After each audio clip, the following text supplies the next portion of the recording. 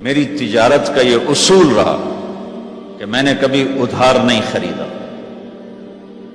نہ کبھی ادھار بیچا، نہ کبھی ادھار خریدا۔ جو خریدے بھی ادھار اور بیچے بھی ادھار، اسے نیند کہاں آئی تھی؟ دینے والے دیتے نہیں، لینے والے سر پہ کھڑے ہوتے۔ انہیں نہ بیوی اچھی لگتی نہ بچے سے لگتے، وہ گھر میں بیٹھ کے بھی گھر میں نہیں ہوتے۔ تو آپ نے فرمایا نہ میں نے کبھی ادھار خریدا نہ کبھی ادھار بیچا، نقد خریدا نقد بیچا۔ دوسرا میرا اصول یہ رہا کہ میں نے کبھی سٹاک نہیں کیا، جب مجھے پروفٹ ملا میں نے فوراً بیچ دیا، انتظار نہیں کیا ایک ہفتے بعد بیچوں گا ریٹ بڑھ جائے گا۔ جس دن مجھے پروفٹ ملا، ایک پیسہ بھی ملا تو میں نے فوراً بیچ دیا۔ تیسرا اصول یہ تھا کہ میرے سودے میں کوئی کمی یا عیب ہوتا تو میں اسے چھپاتا نہیں تھا، ظاہر کرتا تھا، اس میں یہ کمی ہے بھائی، لینا تو لے لو، نہیں لینا تو چھوڑو۔ ہماری تو تجارت بھی جنت کا راستہ ہے۔ مدینے کے لوگ ذمہ دارا کرتے تھے، مکہ کے لوگ تجارت کرتے تھے، ان کی زراعت اور تجارت دین کے پھیلنے کا ذریعہ بن گئی۔ عبد الرحمن بن عوف رضی اللہ عنہ کا مال اللہ کے دین کے کام آیا،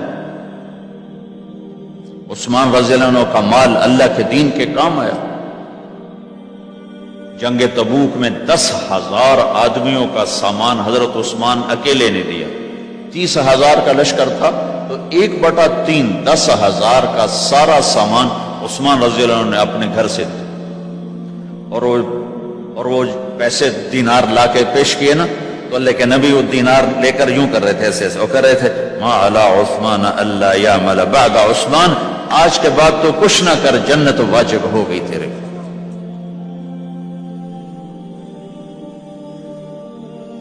تو بھائیو، ہمارا دین صرف ہمیں عبادت نہیں بتاتا، بازار کی زندگی بتاتا ہے کہ مسلمان بازار میں کیسے ہوتا ہے۔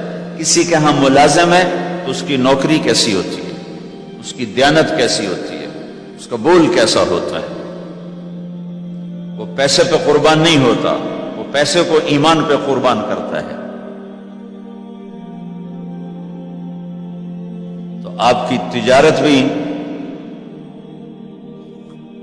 دین کے پھیلنے کا ذریعہ بنے گی۔ یا رسول اللہ، مسلمان جھوٹ بول سکتا ہے؟ جھوٹ نہیں بول سکتا۔ آپ نے فرمایا میں اپنے امت میں ہر عیب کی توقع رکھتا ہوں کہ میرا امتی ہر گناہ کر سکتا ہے لیکن 2 کام نہیں کر سکے گا اگر وہ میرا امتی ہے، ایک جھوٹ کبھی نہیں بولے گا، ایک دھوکہ کبھی نہیں دے گا۔ یہ دونوں کام ہمارے پورے عروج پر ہے۔